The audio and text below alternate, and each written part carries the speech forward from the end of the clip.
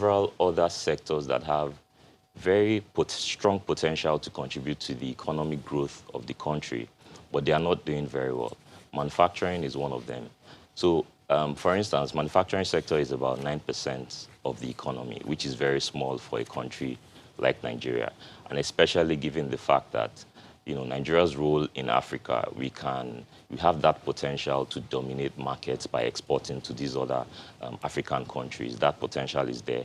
If you look at Nigeria's import situation, we import about 50% of what we import are manufactured goods. So that tells you that this sector has a very strong potential. It has a very strong forward-backward linkage in the sense that you get inputs from agriculture.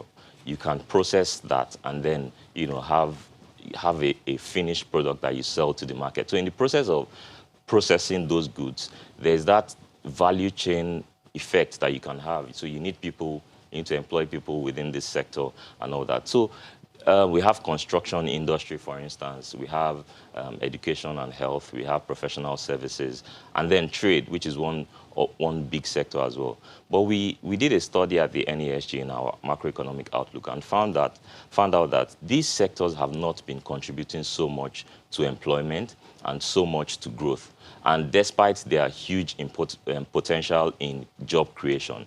And we then said, if the government, because again, there has to be some level of direction. Nobody will just wake up one morning and say, I want to invest in manufacturing because there's potential. No, it's not just about potential, because we all live within a policy ecosystem. One policy can truncate all your millions of dollars of investment within a particular sector. So we've seen that happen, there are several examples we can point to. Is it the sudden closure of the border? There are people who have invested in plants who are feeding neighboring countries around Nigeria. So that's a loss to them. We've seen whether it's the Visions Cape project in Lagos, whether it's the recent ban on bikes. So when there is little or no policy consistency within an economy, it affects the growth and development of some of these crucial sectors, because we're talking about FDI, we're talking about significant local investment in the real sector. So if the amount of investment required in manufacturing and co is usually huge, and you need some level of consistency in policy to be able to make sure that you can invest in a particular sector. So until we start paying attention to some of these issues from a governance perspective, in other countries, you would see where a government would set a direction for an industry. Within manufacturing, there's so much potential in cassava processing, for instance. Many of the food and beverage large companies in Nigeria import industrial starch, which is also a byproduct of cassava itself.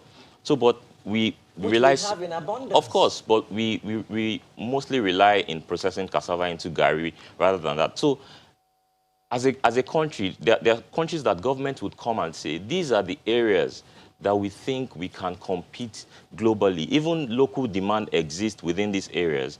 What do we need to do as government to remove all the bottlenecks for investors to come in?